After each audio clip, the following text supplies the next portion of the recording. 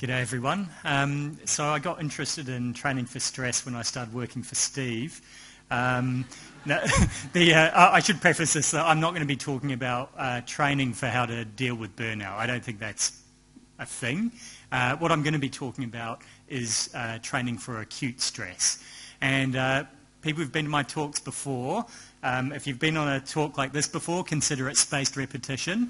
But I also like to do a little bit of a survey to start off with. So everyone stand up if you've experienced acute stress before. Okay.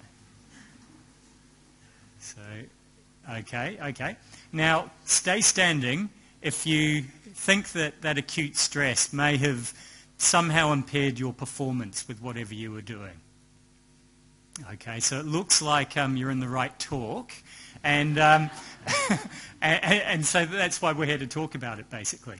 And so the last thing is I want you to sit down if you've never received any formal training on how to deal with that acute stress as part of your professional training. Okay, so most of you. The rest of you can sit down as well now.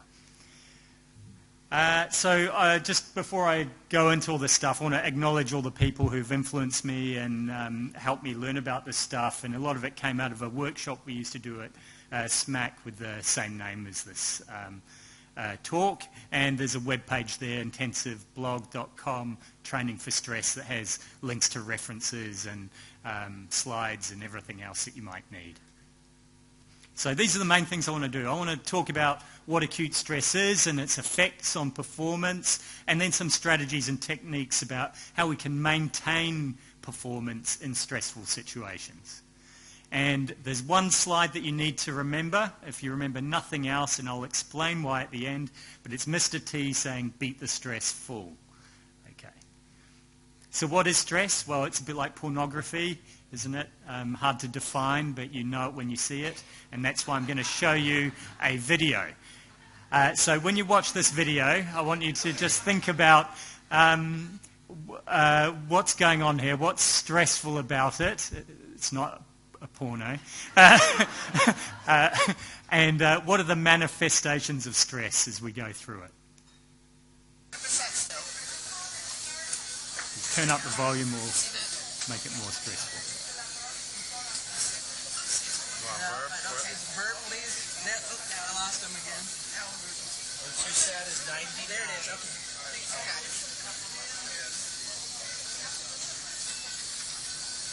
Did you see the chords? The button all the way on the left. I mean, that one. There you go.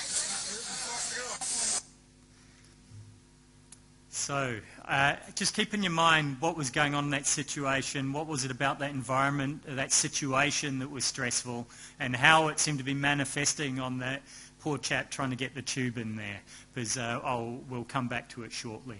But basically, this is what the stress response is when we're talking about acute stress response. It's an evolved stereotypical response with physiological and psychological effects.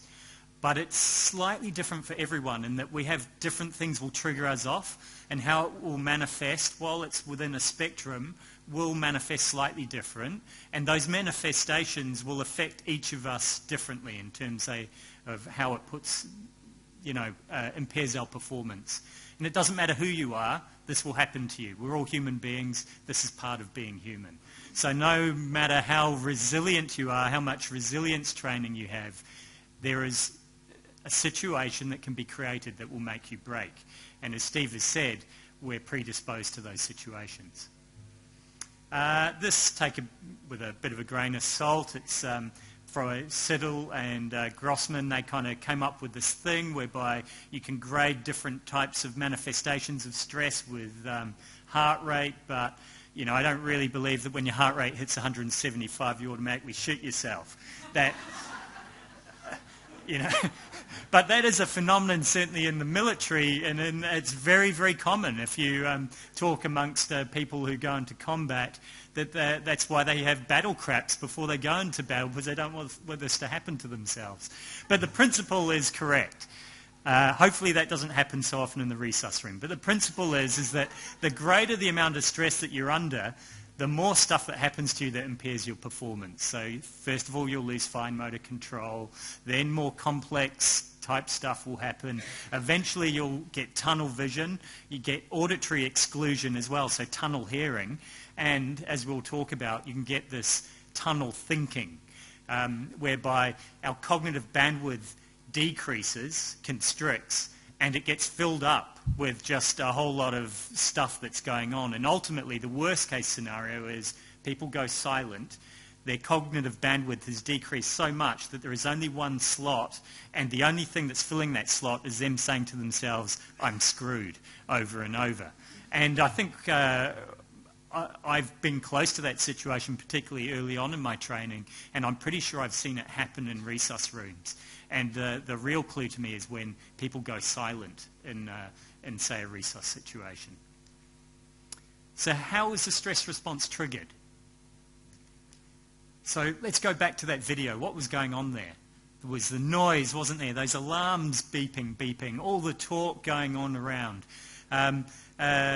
You can imagine how many people were in that room watching the person performing the intubation. And socio-evaluative stress is actually one of the most potent forms of stress.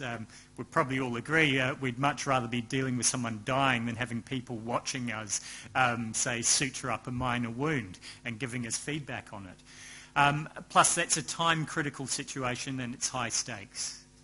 And, you know, that chap's probably a shift worker and he may not have eaten or slept or been to the bathroom for a long time. So all these factors come together. But what actually makes a situation stressful?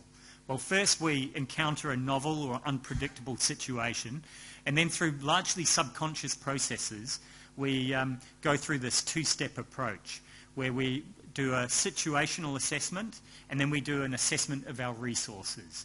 And basically, for it to be perceived as an acutely stressful situation, it's a threat as opposed to a challenge.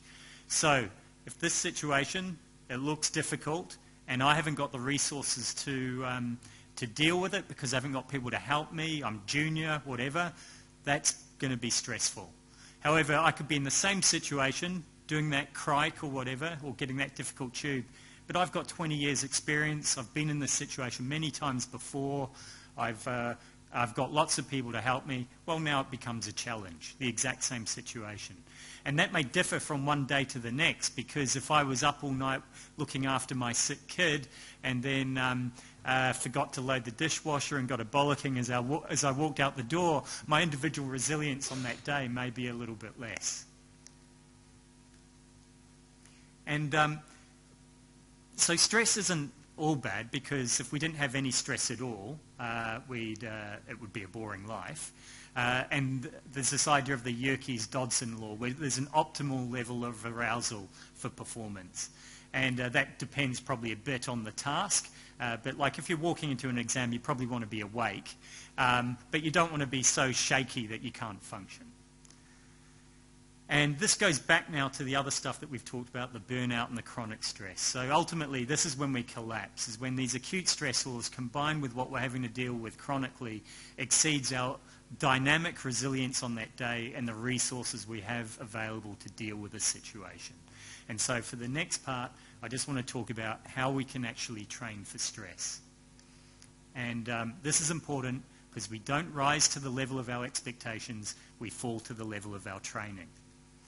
And this stuff basically comes from stress inoculation training, which is about helping people with psychological problems. And then subsequent to that, there was this concept of stress exposure training, which is largely people in like SWAT teams and stuff with that. How do they deal with this stuff? And basically it's a process of conceptualization, so understanding what the stress response is, and in particular what happens to you as an individual, the triggers and the manifestations. Then rehearsing the techniques that you can use to control these, and then applying them in a graded situation, so like simulation and then real situations. So I've broken it down into three sort of areas that I'll just touch on briefly. So there's things that we can do before we encounter the stress. And this is important because everyone has a plan, like the great philosopher Mike Tyson said, until they get punched in the mouth. So we need to think about which situations are going to trigger it, anticipate it, so that we know when to use these skills. the ultimate defense against this stuff is knowing your shit. So overlearning the things that you're going to do. Practice, practice, practice. Doing that crike on the simulator many, many times. But you need a system and a culture that supports training and gives you time to do that. Visualization and mental practice, I think, is really important. I did this a lot when I prepared for my exams. Conditions like acromegaly I didn't see a lot of, but I imagined walking around the bed doing every aspect of that exam. I'd done it over and over in my mind. And from areas like sports, psychology, there's really strong evidence of the benefit of this. There's people who just by visualizing throwing basketballs through hoops improve their performance in an objective way. And if you want a way to do this, go to this web link, follow the link here to this PETLIP approach, which will talk you through the ways that you can actually do effective visualization. And it involves all of these things that I won't go into in detail right now.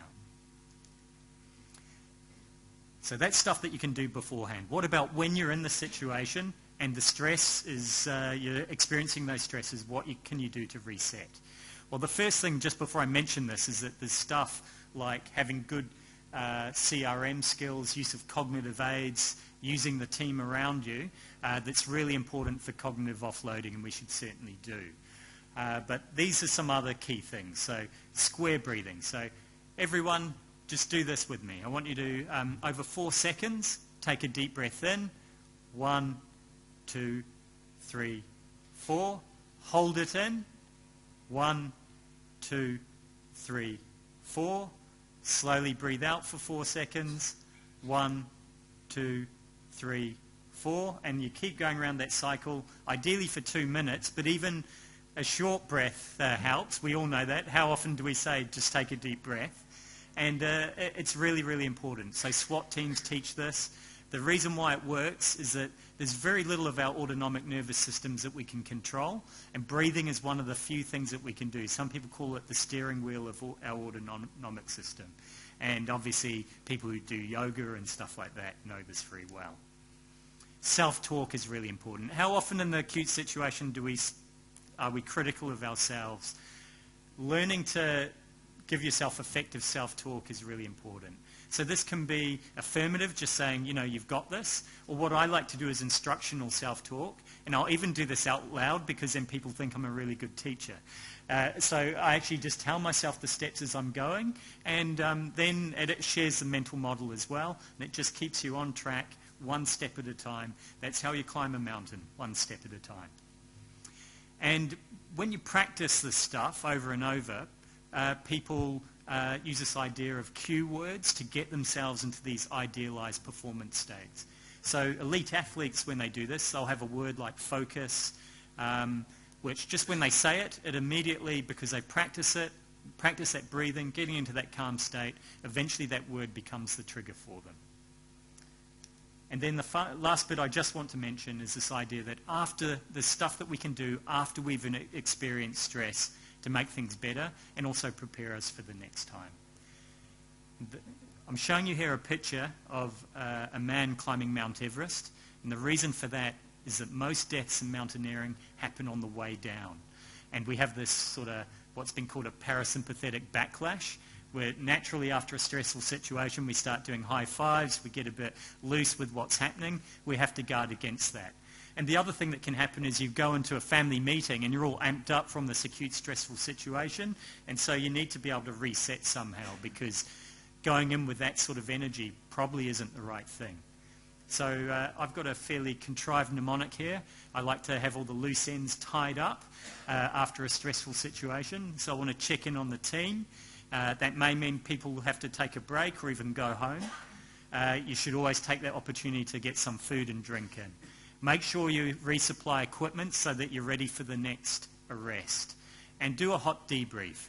And even if that just means establishing the facts so that there's people who don't go away thinking, oh my God, it was me because I did that or I didn't do that, that's the value of it. You may not have time or have the emotional space to do a really detailed debrief later, but that can be set up later on. But doing something in that acute situation to acknowledge things, I think, is important. And then finally, after all of this, go away and reflect, not just on what happened there, but actually think about your stress response. So what were the triggers? What made you feel stressed? What did you do to try and control it? What can you do next time to notice those triggers earlier and control them when they happen using techniques like these? So to finish up, these are my key take-home points. The stress response is normal. It's part of human beings. It's just something we've got to accept. It's got physical and psychological manifestations, and probably the psychological and that effect on cognitive bandwidth is the key part. But it is modifiable. It's all dependent on perception, so we can change our perceptions and we can learn to control these things. And then finally, the stuff that we can do to prepare, the stuff that we can do to reset our responses in real time, and then we can do things to reflect and recover after the fact. And we need to train for stress. But part of that, we need a system and a culture that gives us time to train for this and actually learns the best way to do it. There's no literature on this I'm aware of in our specialty. Just remember Mr. T, beat the stress full. Breathe, talk, see, and focus. Thank you very much.